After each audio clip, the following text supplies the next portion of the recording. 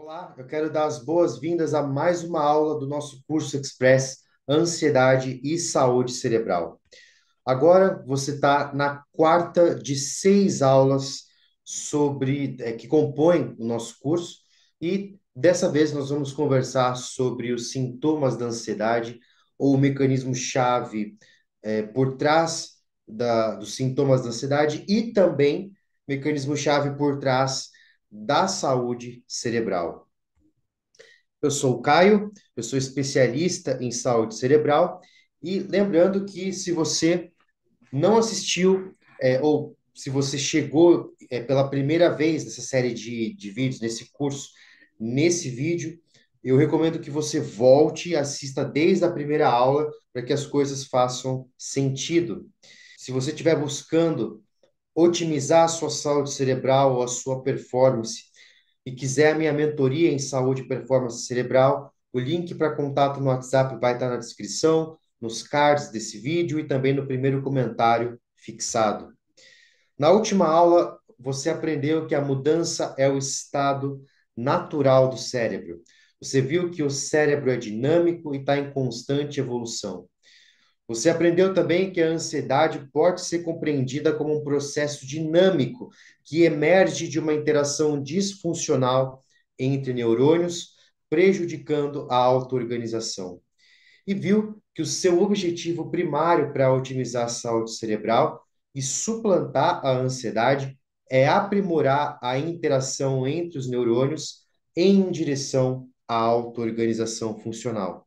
E nós terminamos a última aula com a pergunta: como os neurônios interagem em direção a uma auto-organização funcional? É sobre isso que nós vamos falar nessa aula. O seu objetivo aqui é compreender a quase criticalidade como mecanismo da saúde cerebral e como desvios da quase criticalidade estão associados aos sintomas da ansiedade. Esse conceito de quase criticalidade é extremamente importante porque fornece uma direção clara para você otimizar a sua saúde cerebral e suplantar a ansiedade. Mais uma vez, como método, nós vamos aplicar o pensamento sistêmico e a ciência da complexidade no contexto da neurobiologia. Nós vamos continuar usando conceitos matemáticos e da física e estatística e aplicá-los à neurobiologia para falar sobre saúde cerebral e ansiedade. E aqui eu já quero começar com uma definição de quase criticalidade, uma visão geral, definição de quase criticalidade, como um estado dinâmico da atividade neural que permite ao cérebro ser saudável, exibir o máximo da sua capacidade de processamento de informação e ser robusto frente à perturbação, a perturbações. Então, a quase criticalidade é um estado dinâmico, ou seja, não é um estado estático, tá? Sempre em fluxo, movimento em constante mudança e evolução. É um estado da atividade dos neurônios. E esse estado dinâmico da atividade dos neurônios permite que o cérebro seja saudável e permite que ele funcione da melhor maneira possível. E também permite que ele restaure a sua saúde, mesmo depois de ser perturbado por algum estímulo, como um estressor, algo que estresse o sistema nervoso, ou qualquer outra coisa que, entre aspas, tire o sistema nervoso do prumo, ele consegue retornar ao seu estado saudável. Então, se você quer suplantar a ansiedade, o seu objetivo primário é induzir e manter o estado quase crítico no seu cérebro. E nessa aula a gente vai falar sobre o que é a quase criticalidade, o que é esse estado quase crítico e como desvios da quase criticalidade estão associados aos sintomas da ansiedade. Para entender o conceito de quase criticalidade, a primeira coisa que você tem que saber é o conceito de transição de fases. Transição de fases é a transformação de um sistema de um estado para outro. envolvendo mudanças significativas nas propriedades desse sistema. E penso que a forma mais fácil da gente pensar na ideia de transição de fases é na transição de fases da água.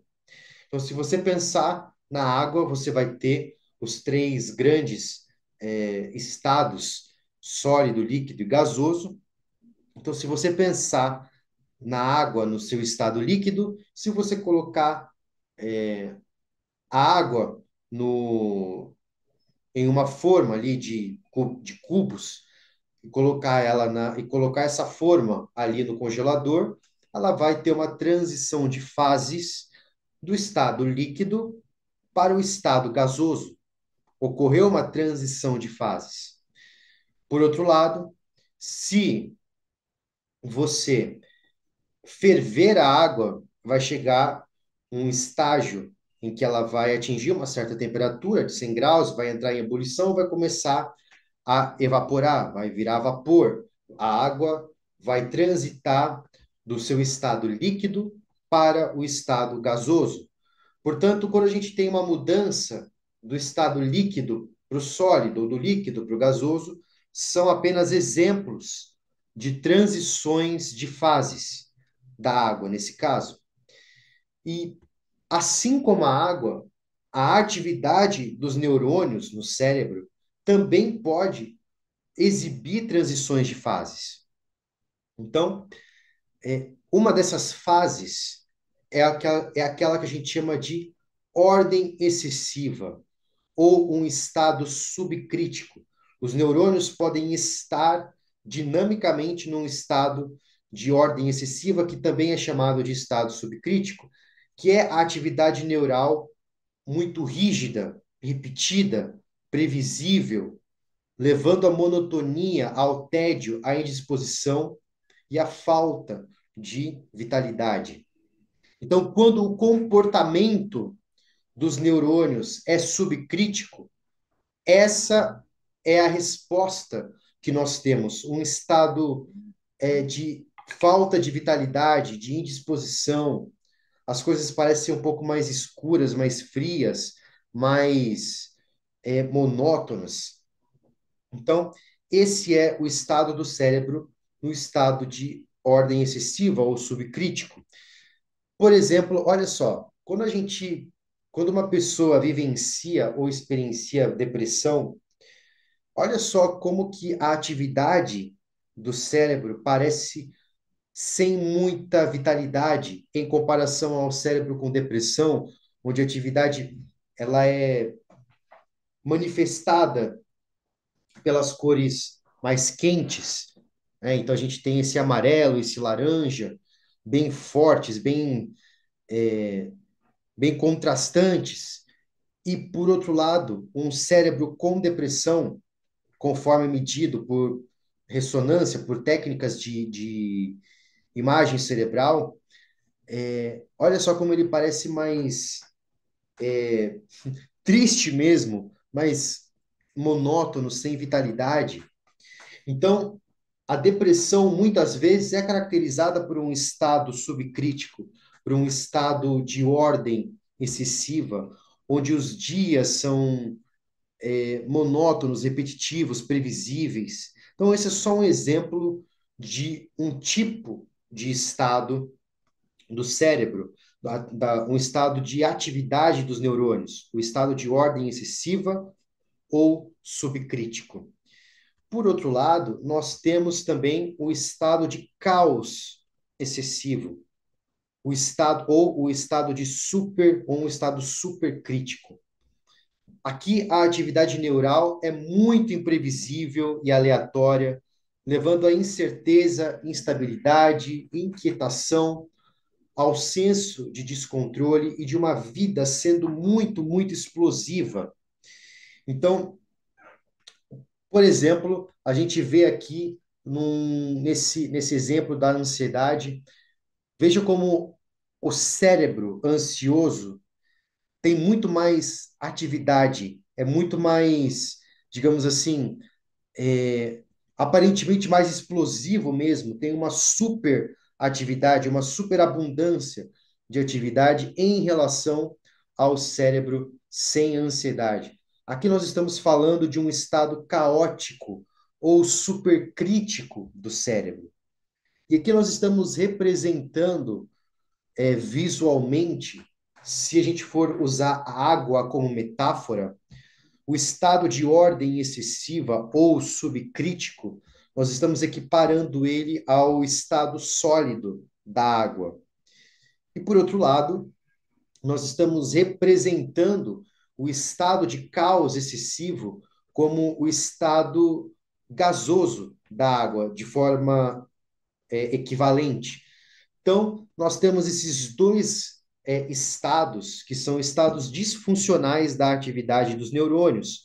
Os neurônios podem estar se comportando num estado subcrítico ou num estado supercrítico, ou até mesmo uma mistura de ambos os estados. E aí, a interação disfuncional entre neurônios tende a levar o cérebro a operar nos estados de ordem excessiva ou subcriticalidade, ou caos excessivo ou supercriticalidade, ou até mesmo uma mistura de ambos os estados.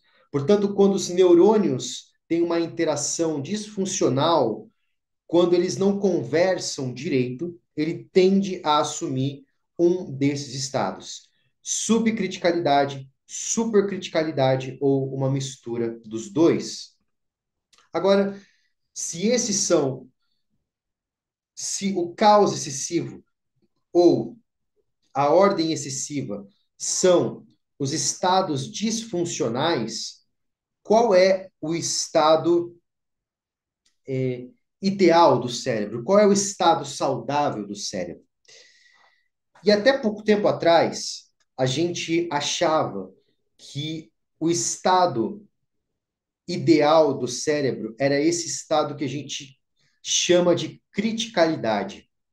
A criticalidade é um estado da atividade neural em que os neurônios operam exatamente naquilo que a gente chama de ponto crítico. Ponto crítico é uma região, um estado onde o cérebro pode ser saudável e exibir o máximo da sua capacidade de processamento de informação. Porém, no ponto crítico, ele é muito sensível até mesmo a pequenas perturbações, como, por exemplo, um pensamento negativo. Isso significa que, apesar do cérebro poder ser saudável e ter o seu funcionamento maximizado, significa que mesmo uma pequena perturbação, como um pensamento negativo que o cérebro projeta, já seria capaz de induzir o cérebro, de levar o cérebro a um estado de ordem excessiva ou subcrítico, ou a um estado supercrítico de caos excessivo. Portanto, por metáfora, é como se o cérebro fosse um equilibrista, como você está vendo na imagem aí. Ele está andando sob uma corda, por exemplo, e qualquer perturbação, como um vento, por exemplo, já seria capaz de empurrar o equilibrista para fora da corda e ele cairia ou para um estado supercrítico ou para um estado supercrítico. E alguns cientistas começaram a notar isso, que apesar do ponto crítico ser o estado em que o cérebro pode ser saudável e também exibir o seu máximo de funcionamento, se o cérebro operasse exatamente no ponto crítico, ele seria muito vulnerável, muito suscetível, muito sensível, até mesmo a pequenas perturbações. Mas os cientistas começaram a entender que o cérebro ele é mais resistente a isso, ele é mais robusto a essas perturbações. Portanto, o estado crítico ainda não parecia ser o estado mais ideal e saudável de funcionamento do cérebro. E mais recentemente, nós passamos a entender que, na verdade, o cérebro opera numa região quase crítica. A atividade neural ideal, ela opera perto do ponto crítico, mas não exatamente no ponto crítico. E nessa região quase crítica, o cérebro pode ser saudável, pode exibir o máximo da sua capacidade de processamento de informação e também pode ser mais robusto frente a perturbações. Então, a quase criticalidade é o estado da atividade neural, é um estado dinâmico da atividade neural que nós queremos atingir. Nós queremos induzir e manter o cérebro no estado quase crítico. Aqui, o cérebro, aqui, o cérebro no estado quase crítico significa que os neurônios têm uma comunicação aprimorada, mesmo que eles estejam distantes entre si. A capacidade de processamento de informação é maximizada. O cérebro é mais robusto frente a perturbações e, portanto, o estado quase crítico, ele mantém todas as vantagens da operação no ponto crítico, sem as suas desvantagens, que é a vulnerabilidade ou muita suscetibilidade a perturbações. Portanto, o estado quase crítico é o estado que nós queremos atingir, é o seu objetivo primário, é induzir e manter o cérebro no estado quase crítico. Por princípio, um cérebro saudável opera no estado quase crítico. A pesquisa mais recente, mais moderna, tem mostrado para a gente que a quase criticalidade é um preditor e biomarcador da saúde cerebral. E também, por outro lado, desvios da quase criticalidade estão associados à saúde cerebral prejudicada. E depois, um outro conceito bastante importante que você precisa entender é o da linha Whedon, que é uma linha teórica que representa uma fronteira que, se atravessada, leva um sistema a uma transição de fases e a um desvio da quase criticalidade. Portanto, nós vimos aquele primeiro conceito da transição de fases, vimos que, demos como exemplo a água, vimos que assim como a água pode passar por uma transição de fases, a atividade dos neurônios também pode passar por uma transição de fases, e a linha Whedon é essa fronteira que marca quando o cérebro, no nosso caso, vai passar por uma transição de fases e há um desvio da quase criticalidade. Então, imagine o seguinte: você tem a região quase crítica, o estado quase crítico, que é essa atividade saudável e funcional dos neurônios, e se por acaso os neurônios atravessarem essa linha Whedon, a atividade neural tende a sucumbir para um daqueles dois estados disfuncionais.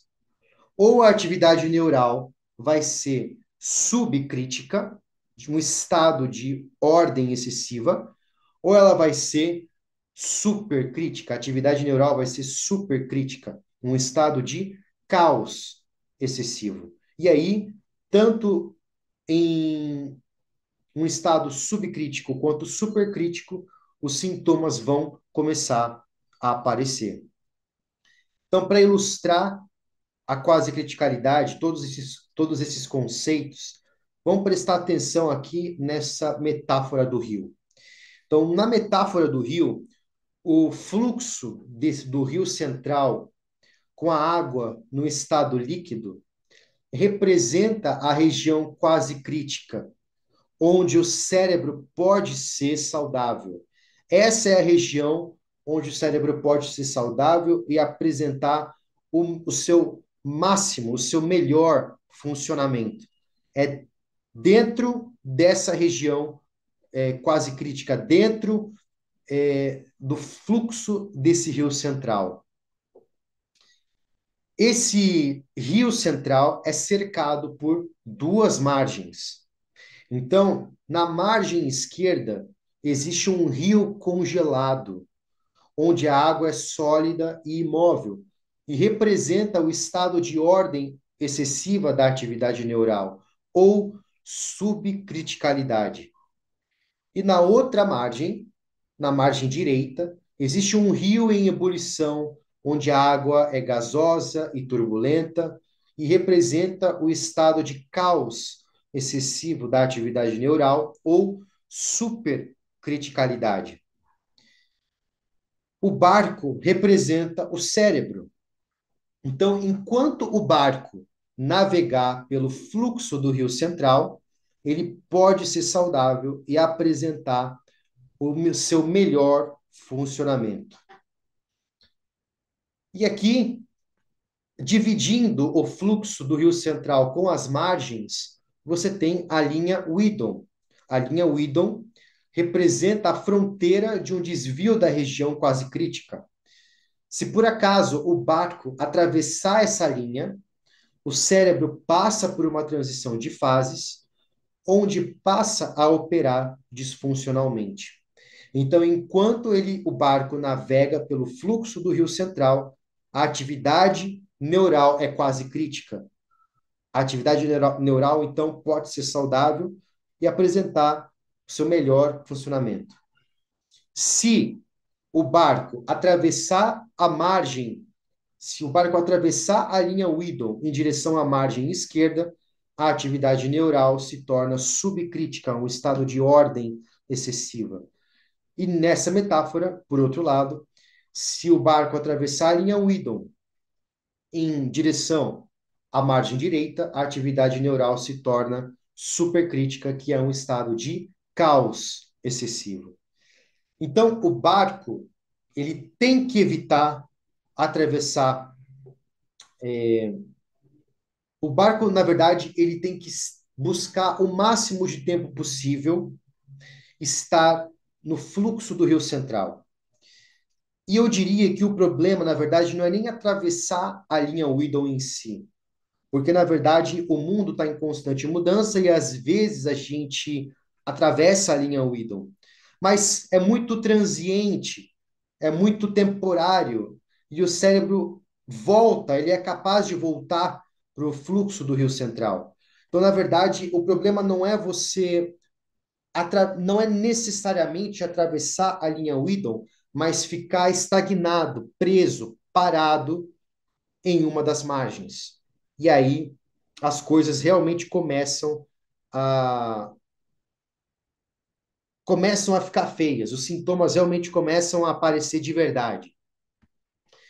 Então, mais uma vez, a interação disfuncional entre neurônios tende a levar o cérebro a operar nos estados de ordem excessiva, de subcriticalidade ou de caos excessivos. Quando os neurônios não se conversam direito, o barco tende a ir para uma das margens que cercam o fluxo do rio central. E aí a nossa vida não fica tão legal assim. Fica uma vida disfuncional, cheia de desafios à saúde cerebral. E para você lembrar, isso aqui é bem importante você lembrar, que dependendo da regulação do cérebro, dependendo do que o teu cérebro está monitorando dentro de você e entre você, ele vai modificar a atividade neural, e aí, depende, se os neurônios estiverem conversando direitinho, ele se mantém na região quase crítica, no fluxo do rio central. Se essa interação não estiver legal, ele tende a ir para o barco tende a navegar para uma das margens, onde a atividade neural é disfuncional, no estado de ordem excessiva, no estado de caos excessivo. E para que o cérebro se mantenha saudável, ele precisa de mecanismos que induzam o cérebro nesse estado e mantenham o cérebro nesse estado? E a pesquisa mais moderna em relação à quase criticalidade mostra que as fases do desenvolvimento do cérebro, desde quando a gente está, desde da fase intrauterina até depois do nascimento, a gente passa por várias fases que levam a gente, levam o nosso cérebro ao estado quase crítico. Então, o neurodesenvolvimento é esperado que o neurodesenvolvimento leve a gente a um estado quase crítico. Então, a gente começa com uma baixa atividade neural, que depois vai para uma fase supercrítica, onde existe um brotamento de conexões neurais muito grande, que é seguido pela poda neural. Então, aqueles neurônios que não vão sendo necessários vão sendo cortados, e em seguida existe um mecanismo homeostático que leva a gente ao, que leva o nosso cérebro ao estado quase crítico. E assim que o neurodesenvolvimento leva o cérebro ao estado quase crítico, mecanismos homeostáticos, diversos mecanismos homeostáticos, fazem com que o cérebro retorne ao estado quase crítico depois que ele é perturbado. Mas como assim perturbado? A gente já vai falar sobre isso. Por enquanto, o que é importante você entender é que a quase criticalidade, esse estado quase crítico, é uma propriedade emergente do cérebro. Então, o cérebro, ele se auto-organiza em direção à quase criticalidade, o que a gente chama de quase criticalidade auto-organizada. Isso significa que o cérebro tem um impulso natural em direção à saúde. O cérebro se auto-organiza em direção à saúde, porque ele tende a autorregular a sua atividade neural em direção à região quase crítica, em direção ao fluxo do rio central, de forma espontânea, sem a interferência de um coordenador central. Portanto, a quase criticalidade é uma propriedade emergente do cérebro humano. Então, pensa comigo, o cérebro apresenta a tendência de se auto-organizar em direção à quase criticalidade, o que significa que o cérebro tem um impulso natural à saúde. Só que a interação disfuncional entre os neurônios pode criar obstáculos e restringir esse impulso natural do cérebro em direção à saúde. É aquela ideia que eu falei de ficar preso em uma das margens do fluxo do rio central. Então, a interação disfuncional deixa a gente estagnado, preso em uma das margens, criando obstáculos à quase criticalidade auto-organizada. O sistema, o cérebro, não consegue voltar para o fluxo do rio central, onde pode ser saudável e exibir o seu melhor funcionamento. Então, o que, que é essa tal de homeostase? O que, que é essa quase criticalidade auto-organizada? Se a gente voltar para a metáfora do rio, o barco, que é o nosso cérebro, que representa o nosso cérebro, o barco tem um motor e um leme que o permite retornar ao fluxo do rio central após ser afastado dele por perturbações. Então, podem existir ventos, ondas, correntes que podem levar o barco até uma das margens. E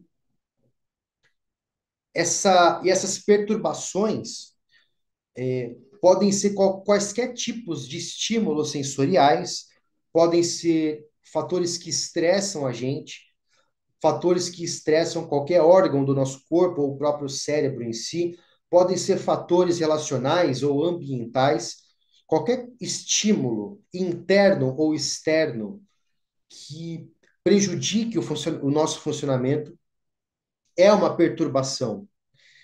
E, metaforicamente, essas perturbações são como os ventos, as ondas e as correntes que afastam o barco da região quase crítica, levando esse barco em direção a uma das margens.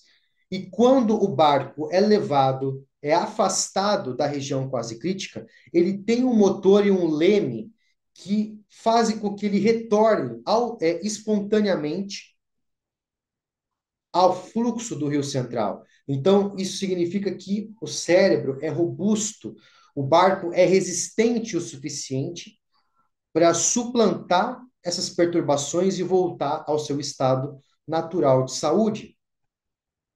Mas, e aí é que está o problema, se as perturbações forem muito pequenas ou muito frequentes, se o vento, se os ventos, se as ondas, se as correntes forem muito fortes ou forem muito intensas, o motor e o leme podem não ser robustos, podem não ser resistentes o suficiente para fazer o barco voltar para o fluxo do Rio Central.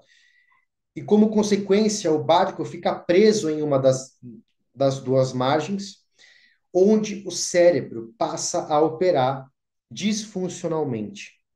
Então, mais uma vez, o cérebro tem um impulso natural em direção à saúde, mas se as perturbações forem muito grandes ou muito frequentes, ele pode ficar preso em uma das margens, onde a atividade neural é subcrítica ou supercrítica, ou até mesmo o barco pode ficar transitando de uma margem para outra, onde a atividade neural é tanto caótica quanto muito ordenada, uma mistura de um estado supercrítico com subcrítico.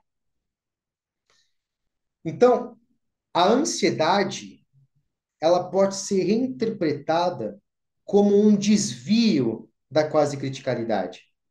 E, com frequência, a ansiedade está associada a um estado supercrítico, de causa excessiva. Nem sempre, tá? Nem sempre. Existem padrões de conexão neural que também são padrões subcríticos, mas a maior parte desses padrões parece estar associada a um estado supercrítico de caos excessivo.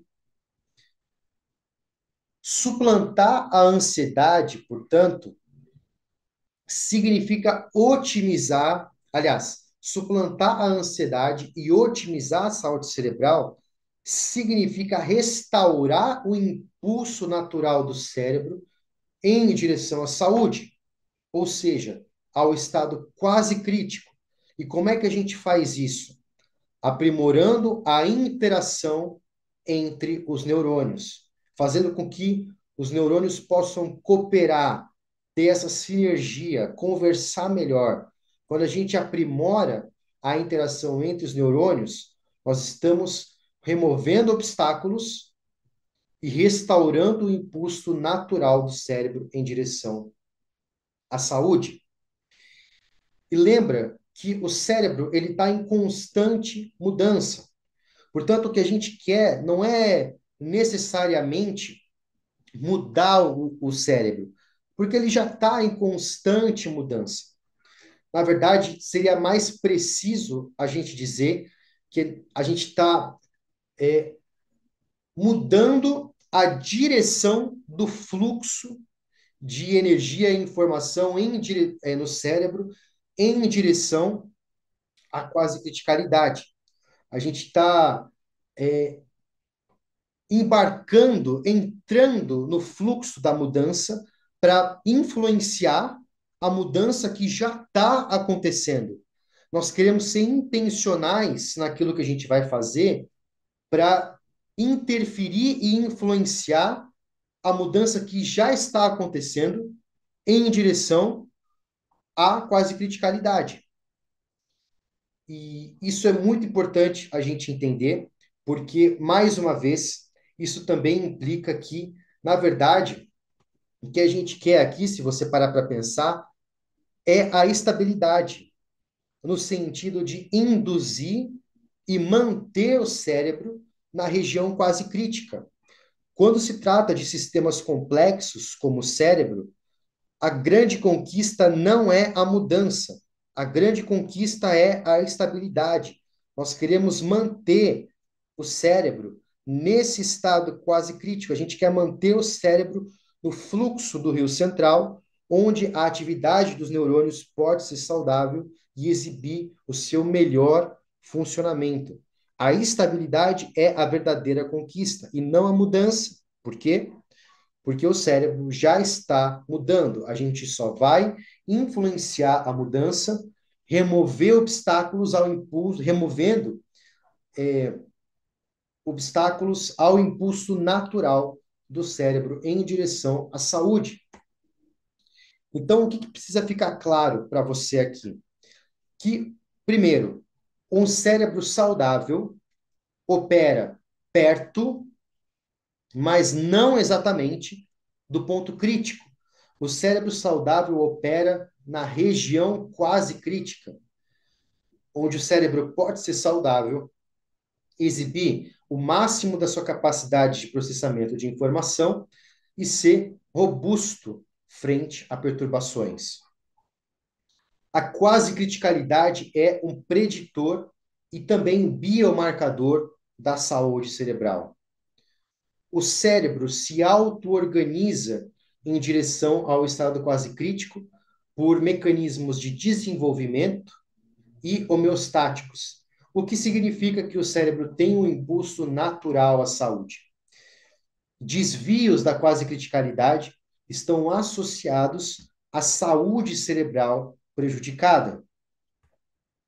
Então, a interação disfuncional entre neurônios pode criar obstáculos e restringir o impulso natural do cérebro em direção à saúde. A ansiedade pode ser reinterpretada como um desvio da quase criticalidade. Então, a ansiedade, ela, de forma subjacente, ela representa uma interação que não é funcional entre neurônios. E, portanto, ela pode ser reinterpretada como um desvio da quase criticalidade. E suplantar a ansiedade e otimizar a saúde cerebral significa restaurar o impulso natural do cérebro em direção à saúde. Ou seja, nós queremos levar o cérebro ao estado quase crítico, aprimorando a interação entre neurônios. Esse é o seu objetivo primário: induzir e manter o estado quase crítico no seu cérebro. Agora, a pergunta que fica é: como a quase criticalidade é otimizada para criar saúde?